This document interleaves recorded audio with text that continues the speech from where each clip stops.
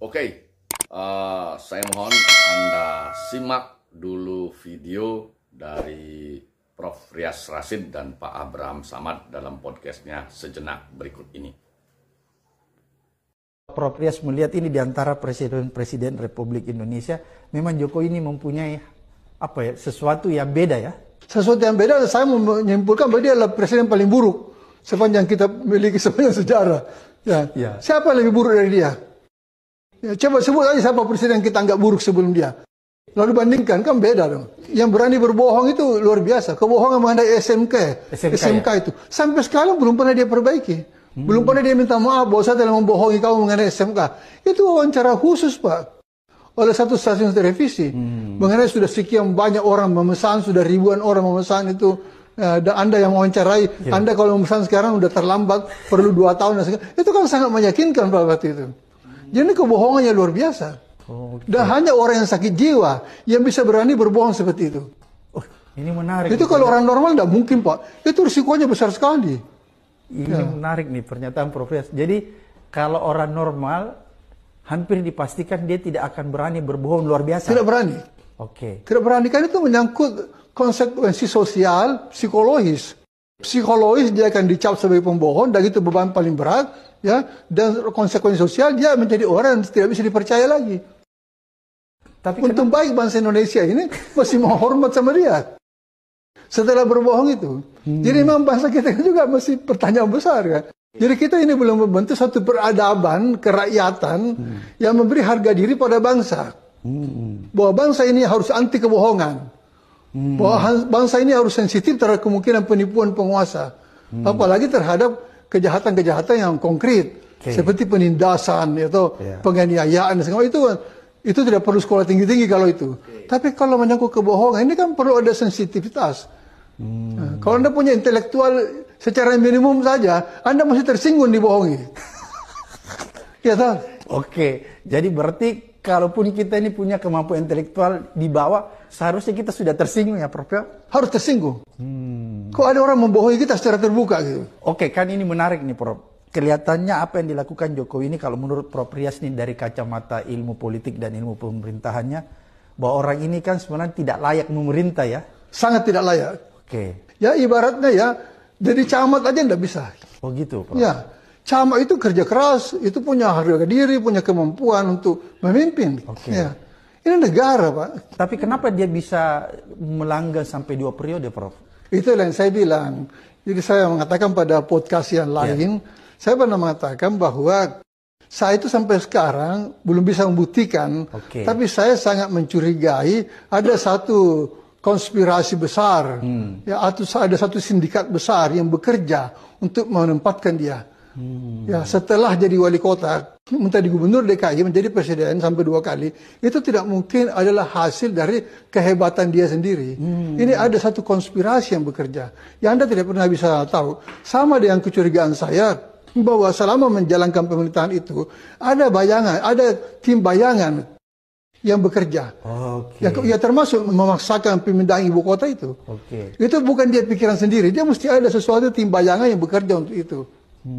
Ada tim bayangan yang bekerja untuk mengatakan berutang aja terus, kita masih bisa bayar, masih dipercaya, mumpung masih dipercaya, berutang aja, bangun aja ini itu, bangun aja, beri aja fasilitas-fasilitas kepada investor-investor itu, sampai izin sekian ratus tahun untuk penguasaan lahan. Itu semua mungkin dia tidak bisa bekerja sendiri, dia punya pengetahuan terbatas Pak. Iya, dia punya pengetahuan terbatas. Itu ya, pernah saya bilang itu, kalau saya uji dia tidak lulus Pak. Ya, masuk IPN tidak lulus ya. Prof. Rias. Jadi menarik ya bahwa seolah-olah ini Prof. Rias mau mengatakan Jokowi ini berarti jadi presiden boneka dong kalau begitu. Pasti boneka. Bukan bonekanya PDIP. Selama ini kita salah sasaran. Seolah-olah bonekanya PDIP. PDIP saja kewalahan hadapi dia. Ya, PDIP kan cuma dipakai untuk tumpangan, setelah itu ditinggalkan. Terbukti kan? Ya. Jadi berarti ada orang yang mendrive Pak Jokowi ini dari belakang? Bukan ada orang, saya kira ada satu tim. Ada tim yang memang bekerja untuk itu. Jadi orang ini bukanlah pemimpin yang genuine ya? Oh tidak, sama sekali tidak. Oh enggak ya? Sama sekali tidak genuine. Jadi dia bukan pemimpin yang merakyat, populis yang waktu awal-awal kita dia memaksakan tampilan merakyat. Oke. Ya, tapi dia bukan pemimpin yang merakyat karena dia tidak mengerti aspirasi rakyat. Oke, jadi pemimpin yang merakyat adalah pemimpin yang mengerti aspirasi rakyat. Demikian percakapan podcast antara Abraham Samad yang mewawancarai Prof. Rias Rasid. Ya. Nah, jadi dari percakapan kedua tokoh ini, Abraham Samad mantan ketua KPK RI, ya. Jadi ada beberapa poin penting yang saya tangkap, saya catat langsung berkaitan dengan penyampaian Prof. Rias Rasid. Dan saya akan tanggapi, ya. Yang pertama, yang ke-1, Prof. Rias mengatakan bahwa Mukidi Mulyono adalah presiden paling buruk dalam sejarah ketatanegaraan di negeri Konoha, ya, paling buruk. Kemudian yang kedua yang dikatakan oleh Prof. Rias Rasid, ya, Mulyono Mukidi ini presiden yang paling berani, ya, paling berani dalam konteks paling berani berbohong. Diberikan contoh oleh Prof. Rasid, salah satu contoh kebohongannya itu adalah mobil SMK, ya, yang diwawancarai oleh TV nasional, ya, secara khusus lagi. Jadi di dalam wawancara itu dia bahkan tanpa ragu-ragu mengatakan sudah ada pesanan 6.000 unit. Nah, ya, itu yang perlu dicermati. Kemudian yang ketiga yang dikatakan oleh Prof. Rias Rasid perihal personalitinya Mulyono Mukidi, mudah-mudahan tidak masuk kategori ad hominem atau doxing, ya. Jadi Prof. Rias mengatakan diduga orang sakit jiwa. Nah, karena menurut Prof. Rias, kalau orang normal tidak mungkin berani berbohong sebesar itu, ya. Yang kemudian yang poin keempat yang disampaikan oleh Prof. Rias Rasid, ada konsekuensi untuk Mulyono Mukidi, baik itu konsekuensi sosial maupun psikologis. Ya, psikologis dia akan dicap sebagai pembohong. Buktinya beberapa waktu yang lalu, beberapa tahun yang lalu, BEM UI menyematkan the king of lip service terhadap Mukidi dan Mulyono. Ini cerita fakta, ini bukan ngarang-ngarang, ya. Karena masih ada orang yang memuja dia, mengelulukan dia. Ini persoalan cara berpikir. Kita tidak membenci secara pribadi. Saya tidak ada urusan pribadi dengan dia, ya, siapapun itu, ya. Kemudian yang kelima, menurut Prof. Rias, konsekuensi sosial. Dia sebagai orang, Mulyono Mukidi ini dianggap sebagai orang yang tidak bisa dipercaya lagi. Nah, yang keenam, keanehan yang dirasakan oleh Prof. Rias, salah satunya sama dengan keanehan yang saya rasakan. Masih banyak anak bangsa yang hormat sama dia setelah dia berbohong besar itu, berbohong banyak itu. Nah, inilah titik kritisnya. Ada apa dengan anak bangsa ini? Terkait dengan perilaku satu orang itu dinilai berbeda oleh anak bangsa ini. Satu kelompok mengatakan tidak baik, satu kelompok mengatakan baik. Padahal objeknya sama, perilakunya sama. Ini yang menarik secara ilmiah, secara riset, ya. Ketujuh, penyampaian Prof. Rias, mestinya bangsa ini membentuk suatu peradaban. Harga diri bangsa itu dijaga dengan catatan harus anti kebohongan. Bangsa ini harus sensitif terhadap kemungkinan penipuan yang dilakukan oleh oknum penguasa, apalagi kejahatan yang konkret. Nah, itu kata Prof. Rias, ya. Nah, kemudian poin ke-8 yang dikatakan oleh Prof. Rias berkaitan dengan Mulyono atau Mukidi ini, kalau Anda punya intelektual yang benar, intelektual yang paling minim sekalipun, menurut Prof. Rias, ini poin ke-8, jika Anda memiliki intelektual, jangan yang tinggi, yang minim sekalipun, Anda akan tersinggung kalau memang waras terkait dengan kebohongan-kebohongan yang sudah dilakukan oleh Mulyono atau Mukidi itu. Nah, ini kalau Anda tidak tersinggung, tanda tanya ya. Nah, kemudian yang ke-9, jadi Mulyono ini ya, menurut Prof. Rias Rasyid, ahli pemerintahan beliau ya, pernah jadi rektor di IIP. Jadi menurut Prof. Rias Rasyid itu, bahwa Mulyono Mukidi ini tidak layak menjadi pemimpin ya. Jangankan untuk menjadi raja atau presiden ya, atau sultan, jadi camat saja menurut Prof. Rias Rasyid tidak layak. Karena apa? Karena pekerjaan menjadi pemimpin itu pekerjaan keras, kemudian harus jujur, kemudian menunjukkan dedikasi yang tinggi dan integritas yang baik. Nah, itu yang diduga tidak dimiliki oleh Mulyono Mukidi ini ya.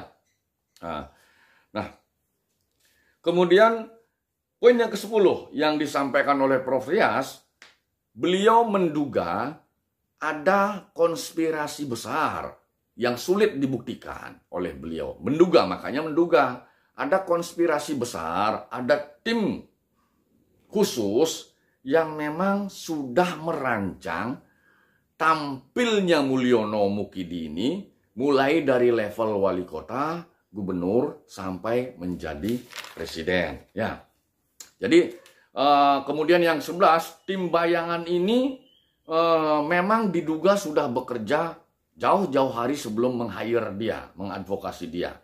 Ya. Nah, kemudian catatan terakhir dari percakapan Abraham Samad dengan Prof. Rias Rasyid, Abraham Samad bertanya, berarti Mulyono ini presiden boneka? Dijawab dengan Prof. Rias Rasyid, pasti boneka. Ya, bahkan siapa yang meng-hire ini sulit untuk dibuktikan. Indikator kedua yang disampaikan oleh Prof. Rias, partai yang meng-hire pertama sendiri tidak mampu untuk mengendalikan dia, apalagi orang lain. Nah, sehingga kita salah sasaran kalau kita memvideokomplay partai yang meng-hire dia dari awal itu, karena ketidaktahuan atau kekaburan memaknai sosok Mulyono atau Mukidi ini, ya. Sehingga partainya itu juga kewalahan, ya. Kemudian pertanyaan yang paling menohok dari Abraham Samad, apakah Mulyono Mukidi ini masuk kategori pemimpin genuine? Tidak. Bukan pemimpin genuine. Dia pemimpin yang dipoles. Dia tidak pemimpin yang merakyat. Ini menurut Prof. Rias Rasyid. Dia pemimpin yang memang dikondisikan seolah-olah merakyat. Itu hal yang menjadi poin-poin penting percakapan podcast antara Abraham Samad dengan Prof. Rias Rasyid. Untuk catatan tambahan, kalau kita menilai Prof. Rias Rasyid sendiri kompetensinya dan Abraham Samad, jelas ini orang-orang berpengalaman. Apalagi Abraham Samad, kalau tidak salah 4 tahun pernah menjadi Ketua KPK RI. Kemudian Prof. Rias Rasyid ini memang pakar ilmu pemerintahan dan politik di negeri ini. Kemudian jam terbang di dunia akademis tinggi. Kemudian referensi tambahan, beliau juga salah satu inisiator atau perancang otonomi daerah pertama di Indonesia setelah reformasi. Jadi kalau kita melihat kedua tokoh ini, human responden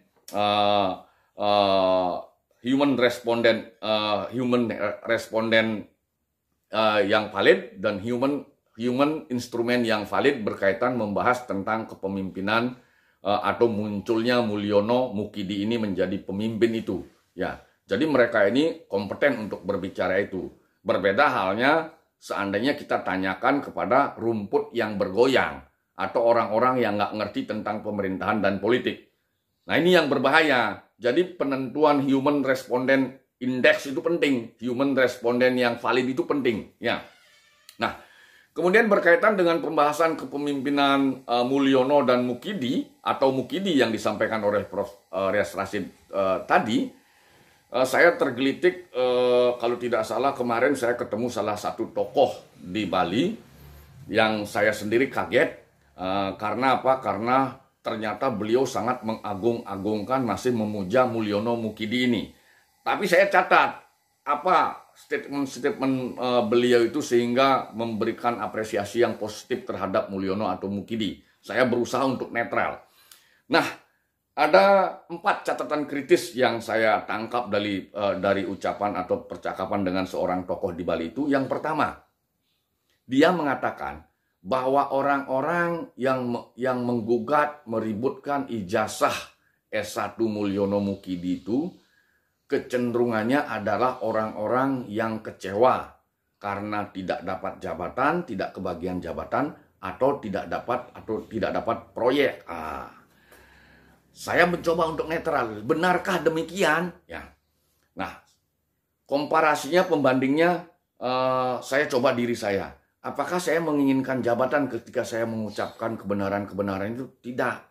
Saya pribadi merasa saya sudah selesai tuntas dengan pekerjaan saya. Karena saya tidak ingin menjadi pejabat publik secara sadar. Kecuali takdir Tuhan. Ya, karena berat menjadi pejabat publik itu. Kemudian saya komparasi juga dengan tokoh-tokoh senior. Ya, misalnya yang netral, Cak Nun, Ema Ainun Najib. Beliau sering menyampaikan kebenaran-kebenaran, hal-hal fakta-fakta yang terjadi di sekitar kita. Apakah seorang Ema Ainun Najib atau Cak Nun itu menginginkan jabatan publik? Pasti tidak. Ya, itu satu. Ya. Kemudian yang kedua, SBY. SBY pernah menulis sebelum Pilpres itu tentang cawe-cawe presiden. Itu dibukukan. Kalau tidak salah sekitar 30 halaman buku itu. Ya, tulisan itu. Pemikiran atau tulisan SBY itu apakah Pak SBY menginginkan jabatan? Pasti tidak, karena beliau sudah tuntas. Presiden sudah 2 kali, profesor juga, jenderal penuh juga. Pasti tidak menginginkan jabatan. Jadi Pak SBY, Cak Nun itu menyampaikan kebenaran. Kemudian yang ketiga, Prof. Rias Rasid. Sudah saya singgung tadi siapa beliau. Jadi tidak mungkin ketiga tokoh ini berbicara kebenaran itu dikatakan berbicara ketidakbenaran. Beliau bertiga itu, Cak Nun, SBY, dan Prof. Rias itu menilai fakta yang terjadi hari ini, khususnya berkaitan dengan perilaku Mulyono Mukidi yang ditengarai memang jelek. Ya. Itu satu penyampaian tokoh tadi saya bantah ya. Kemudian tokoh itu juga mengatakan, kenapa hal ijazah itu dipersoalkan terus, naik turun seperti di podcast, seperti di channel saya sebelumnya. Ya, salah satu sebab karena memang belum ada dilihat oleh siapapun itu, seorang pun itu, ijazah asli S1-nya Mulyono atau Mukidi ini. Kalaupun sudah dilakukan verifikasi oleh KPU mulai dari pemilihan wali kota 2 kali, pemilihan gubernur 1 kali, pemilihan presiden 2 kali, patut diduga yang disodorkan itu kan hanya fotokopian dilegalisir. Badan ijazah aslinya kemungkinan besar tidak pernah ditunjukkan. Nah, yang menjadi persoalan kemungkinan besar, apakah proses verifikasi yang dilakukan oleh KPU terkait termasuk KPU RI dalam tahapan-tahapan itu telah dilakukan sesuai dengan mekanisme yang sebenarnya. Apakah memenuhi asas-asas hukum yang berlaku, terutama hukum administrasi negara? Apakah memenuhi asas yuridikitas? Apakah memenuhi asas legalitas? Itu yang perlu dicek. Ya, jadi tahapan verifikasi itu harus dipastikan dilakukan dengan tepat dan benar. Tidak cukup hanya melihat fotokopi ijazah yang dilegalisir. Itu poin kedua tanggapan saya terhadap tokoh yang memuja-muja dia itu. Karena kalau ini dibiarkan nanti masyarakat yang tidak ngerti percaya gitu loh ya. Nah, kemudian yang ketiga, tokoh itu mengatakan sudah ada putusan final tentang persoalan ijazah Mulyono Mukidi itu. Betul. Itu mulai dari PN Surakarta, PT Jawa Tengah, sampai kasasi di MA. Tetapi klausulnya, informasi atau data yang saya dapatkan di media, itu tidak berkaitan dengan gugatan atau pokok persoalan, pokok perkara yang diributkan. Hal ijazah palsu, tetapi Bambang Tri itu justru divonis dengan dasar Undang-Undang ITE yang kaitannya dengan pencemaran nama baik. Fakta persidangan salah satunya yang saya baca informasinya, selama persidangan mulai persidangan tahap pertama sampai kasasi, belum ada bukti bahwa ijazah aslinya itu dihadirkan di persidangan. Nah, ini persoalannya. Jadi itu tanggapan ketiga berkaitan dengan alasan-alasan tokoh di Bali tadi memuja-muja Mulyono itu. Ya. Kemudian tokoh itu mengatakan Mulyono itu sudah takdir Tuhan menjadi pemimpin. Ya. Dan memiliki kinerja yang baik. Yang dilihat dari approval ratingnya di atas 80%. Nah, ini menarik. Ada salah satu peneliti di pusat itu yang mengatakan mencermati nilai approval rating. Kalau kita berbicara penelitian riset dan survei, itu yang perlu dicermati siapa lembaga surveinya, lembaga apa yang melakukan survei. Kemudian yang kedua, kredibilitas lembaga itu.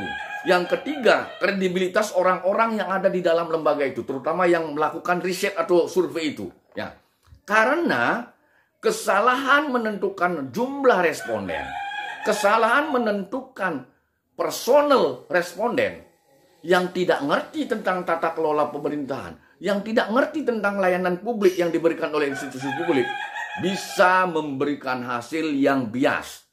Jadi persoalannya, apakah human responden yang digunakan itu valid, termasuk jumlah respondennya?